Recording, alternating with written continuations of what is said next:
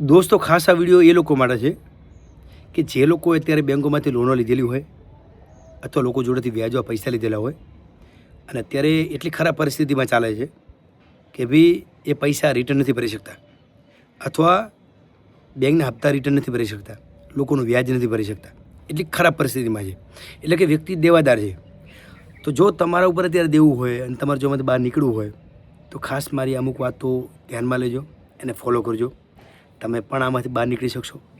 પહેલી વાત કે પહેલાં છે ને તમે કાગળ લો, એક બોલપેન લો અને પહેલાં તો બધું લખો ભાઈ કે તમારી આવક કેટલી છે, સામે તમારા ખર્ચાઓ કેટલા છે, લોકો જોડેથી તમે કેટલા વ્યાજે પૈસા લીધેલા છે, કેટલા ટકે લીધેલા છે, બેંકોમાં તમારી કેટલી લોનો ચાલુ છે, એનું વ્યાજ દર શું છે, બરાબર, અને સામે તમારા ખર્ચાઓ કેટલા છે. આ ટોટલી વસ્તુ તમે કાગળ ઉપર લખો જેથી તમને સ્પષ્ટ દેખાય કે ભાઈ તમારે કેટલા આપવાના થાય છે, સામે કેટલી આવક છે. એક સ્પષ્ટ દેખાશે, ક્લિયર દેખાશે તો 50% તમારું જે સ્ટ્રેસ છે ને મગજમાં એ ઓછું થઈ જશે. તો ત્યાંથી કંઈક તમને રસ્તો મળશે ભાઈ.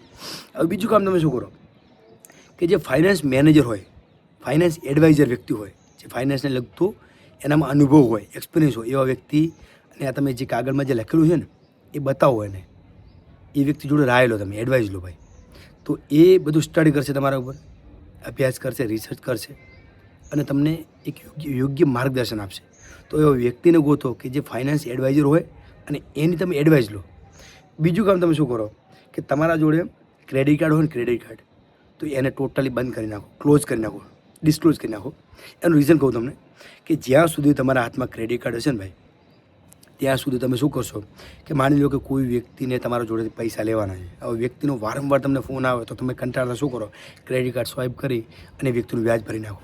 અથવા બેંકમાંથી એજન્ટો તમને ફોન કરી અને ધમકીઓ આપે તો તમે શું કરો, એ ક્રેડિટ કાર્ડ સ્વાઇપ કરી અને લોનનો હપ્તો ભરી નાખો. એટલે એ નહીં કરો, પહેલાં તો ક્લોઝ કરી નાખો. બીજું કામ તમે શું કરો કે ભાઈ એક વ્યક્તિ જોડેથી તમે માની લો કે પૈસા લીધા છે વ્યાજે, હવે એનું વ્યાજ ભરવાનું થાય એટલે તમે શું કરો, બીજા લોકો જોડેથી વ્યાજે પૈસા લઈ અને પહેલાં વ્યક્તિનું વ્યાજ ભરો.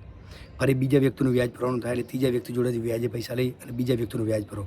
ભાઈ ક્યારે આવું ના કરશો, ક્યારેય આવું ના કરશો, કારણ કે આ તો ધીરે ધીરે તમે ટ્રેપમાં ફસાવો છો. આમાં તમે આ રીતે બહાર ક્યારે નીકળવો નથી એ તમને પણ ખબર છે, પણ તમે શું કામ કરો છો? કારણ કે વારંવાર એ વ્યક્તિ તમને ફોન કરતો એટલે તમે કંટાળતા આવું કરો, પણ નહીં કરો ભાઈ. આ દિવસ સુધી તમે કર્યું હોય તો હવે ક્લોઝ કરી નાખો. હવે શું કરો બીજું કામ કે ભાઈ ગામમાં જેટલા લોકો જોડે તમને વ્યાજે પૈસા આપવાના છે અને જે રીતે તમારા લોન ચાલુ છે એ તમે જે લોકો છે ને કે જેના જોડે તમે પૈસા લીધેલા છે એમને જઈને વાત કરો કે ભાઈ મારા પર અત્યારે આટલું દેવું થઈ ગયું છે એટલે હું લોકોનું વ્યાજ નહીં ભરી શકું, હું તારું વ્યાજ નહીં ભરી શકું, કારણ કે મારી સામે એટલી આવક જ નથી કે હું તમારું વ્યાજ ભરી શકું. તો એ લોકોને પ્રેમથી સમજાવો કે ભાઈ હું દેવાદાર થઈ ગયો છું તો ધીરે ધીરે કરીને હું તમારી મૂડી આપી દઈશ, હું તમારી મૂડી આપી દઈશ, પણ મને થોડો સમય આપો. તમારી પરિસ્થિતિ એ લોકો પણ સમજશે, કારણ કે એ લોકો પણ એક બિઝનેસ કરે છે, ફાઇનાન્સનો બિઝનેસ કરે છે. સામેવાળા તમને વ્યાજે આપે છે તો ધંધો કરે છે, તો એ લોકો પણ તમારી પરિસ્થિતિ સમજશે. અને જે લોકો પ્રેમથી ના સમજે તો એ લોકોને તમે ધમકાવો કે ભાઈ હું કેસ કરી નાખીશ, તે મને વ્યાજે પૈસા આપ્યા છે, તે મારા જોડેથી 3% 5% વ્યાજે પૈસા વ્યાજે મને પૈસા આપ્યા છે, તો તે એક તારો ધંધો કર્યો છે, મારા જોડે અત્યારે પૈસા નથી અને જો તું મને વારંવાર ધમકાવીશ તો હું કેસ કરી નાખીશ. કારણ કે ભાઈ કેસનો ડર હરેક વ્યક્તિનો હોય, હરેક વ્યક્તિને કેસથી ડર લાગતો હોય છે, કારણ કે ભાઈ આ એક ક્રિમિનલ મેટર થઈ જાય, બરાબર. એટલે તમે આ રીતે એને ધમકાવીને પણ સમજાવી શકો, એટલે કે એને હોલ્ડ કરી શકો. આપણે એવું કરવાનું નથી, પણ કદાચ આ કોઈ વ્યક્તિ ના માને તો તમે આ રીતે એને થોડું ડરાવી શકો. બીજું કામ તમે શું કરો કે વારંવાર બેંકોમાંથી જો એજન્ટો તમને વારંવાર હેરાન કરતા હોય, રિકવરી એજન્ટો, તો તમે બેંકમાં જઈને કમ્પ્લેન કરો કે ભાઈ મારી પરિસ્થિતિ આવી છે, મારા જોડે અત્યારે સામે પૈસા નથી, મારી એટલે અર્નિંગ નથી હું તમારા પૈસા આપી શકું, પણ હા મને થોડો સમય આપો તો હું તમારા પૈસા ભરી દઈશ. અને જો બેંક તમારી અરજી ન સ્વીકારે તો તમે આરબીઆઈમાં જઈને કમ્પ્લેન કરો કે મારી પરિસ્થિતિ, મતલબ કે તમે ટોટલ તમે એક્સપ્લેન કરો કે પહેલાં મારી આવી પરિસ્થિતિ હતી ત્યારે હું પૈસા ભરી શકતો હતો, અત્યારે મારી પરિસ્થિતિ સારી નથી તો હું નથી ભરી શકતો, તો મને થોડો સમય આપો. કારણ કે માની લો કે કોઈ બેંકે તમને વ્યાજ લોન આપી છે તો ત્યારે બેંકે બધું ચેક કર્યું હતું કે તમારી સામે આવક કેટલી છે અને તમને બેંકને લાગ્યું કે તમે યોગ્ય છો લોન ભરવા માટે, ત્યારે તમને લોન આપી હતી, ત્યારે તમારી પરિસ્થિતિ સારી હતી ત્યારે તમને લોન આપી હતી, બરાબર. તમે જ્યારે દેવાદાર હતા, અત્યારે તમે દેવાદાર છો, અત્યારે તમારાથી ભરાતા નથી તો એ તમને સમય આપશે, ના આપે તો હોલ્ડ કરી દો ભાઈ. એ લોકો કદાચ બેંકો તમને ધમકાવે કે હું કેસ કરી નાખીશ ને તારા ઉપર કેસ કરી નાખીશ, તો દોસ્તો ડરશો નહીં, કારણ કે આ કોઈ ક્રિમિનલ મેટર નથી, સિવિલ મેટર છે. કદાચ કેસ થશે તો શું થશે, તો ભાઈ આ મેટર કોર્ટમાં જશે બરાબર. અને કોર્ટમાં જઈ અને ત્યાં આગળ તમારે સ્પષ્ટ કહી દેવાનું કે તમારી સામે આવક નથી, બરાબર. એટલે ત્યાં આગળ તમને કંઈક રસ્તો મળશે, કોર્ટ તમને કંઈક રસ્તો આપશે, ત્યાંથી કંઈક સોલ્યુશન મળશે. તો એ લોકો જો તમને ધમકીઓ આપતા હોય ને ભાઈ, તો કંઈ જ ના થાય ભાઈ, કંઈ જ ના થાય. લોકોને જે કરે એમ કરવા દો, કારણ કે વધારેમાં વધારે કોર્ટમાં મેટર જશે, બાકી આનાથી કંઈ આગળ થવાનું નથી. આના સિવાય બીજી વાત કરું ને તમને, તો દોસ્તો છે ને, એક આવક ઉપર ડિપેન્ડ ના રહો. ઘરમાં 6 જણાની સંખ્યા હોય ને, તો દરેક વ્યક્તિ ધંધે લાગી જાઓ, કારણ કે એક આવકથી ક્યારે ભરાવાનું નથી દેવું. એટલે એક આવક ઉપર ડિપેન્ડ ના રહો.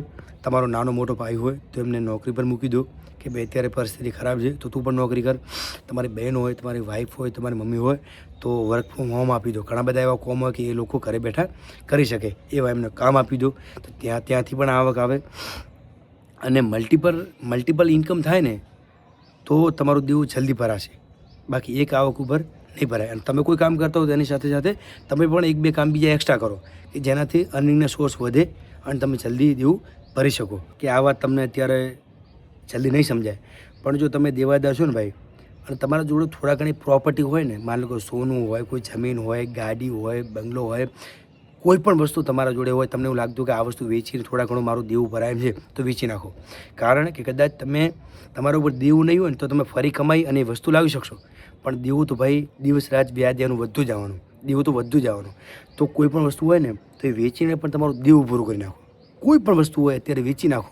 હા, કદાચ લોકો મેણા મારશે કે ભાઈ એ દેખો ગાડી લાવી હતી ને વેચી મારી, અત્યારે ફોર્મમાં ગાડી લાવી હતી હવે વેચી મારી, એવા દિવસો આવ્યા. પણ ભાઈ એ સહન કરી નાખજો. પણ ભાઈ દેવું ક્લિયર થતું હોય તો દેવું ક્લિયર કરી નાખજો. કોઈ પણ વસ્તુ ભલે વેચી અને જો દેવું ભરવાનું થાય ને તો એ ભરી નાખજો એમાંથી. અને બીજું ખાસ કહી દઉં કે ઘણા બધા લોકો ભાઈ દેવામાં હોય ને તો બહુ ટેન્શન લેતા હોય, સ્ટ્રેસમાં લેતા હોય. તમને ખબર છે કે ભાઈ ટેન્શન લેવાથી કંઈ સોલ્યુશન મળવાનું નથી, પણ હા, તમને બહુ ટેન્શન રહેતું હોય ને તો તમે ફેમિલી જોડે ટાઈમ સ્પેન્ડ કરવાનું નાખજો, જેનાથી શું થાય, તમારું માઇન્ડ ડાયવર્ટ થાય અને તમને કંઈક વિચાર આવે. અને બીજું પણ તમને કહી દઉં કે જો એવા સમયે તમે બીજું એક કામ કરી શકો કે બહાર ફરવાનું રાખો ભાઈ. તમે જેટલા બહાર ફરશો ત્યાંથી નવા તમને વિચારો આવશે અને નવું કંઈક સોલ્યુશન મળશે. નવા વિચારો આવશે તો એમાંથી તમને કંઈક સોલ્યુશન મળશે. ઘરમાં બેઠા બેઠા તો ગામમાં ફરવાથી તો કંઈ સોલ્યુશન મળશે નહીં, કારણ કે જે લોકોને તમારા જોડેથી પૈસા લેવાના વારંવાર એ લોકો તમને હેરાન કરશે. એટલે તમે રિલેક્સ ફીલ નહીં થાઓ, ટેન્શનમાં રહેશો અને કંઈ છે નહીં. એના કરતાં બહાર જવાથી કંઈક તમને એમાંથી સોલ્યુશન મળશે, નવા વિચારો આવશે, ત્યાંથી કંઈક તમને સોલ્યુશન મળશે અને આમાં તમે બહાર નીકળી શકશો. બાકી આ રીતે આ બધા સ્ટેપ ફોલો કરો, આમાંથી ચાન્સ કર્યા કે તમે આમાંથી ધીરે ધીરે બહાર નીકળી શકશો. બાકી આ બાબતે તમારું શું કહેવું છે ખાસ કોમેન્ટ સેક્શનમાં જણાવજો.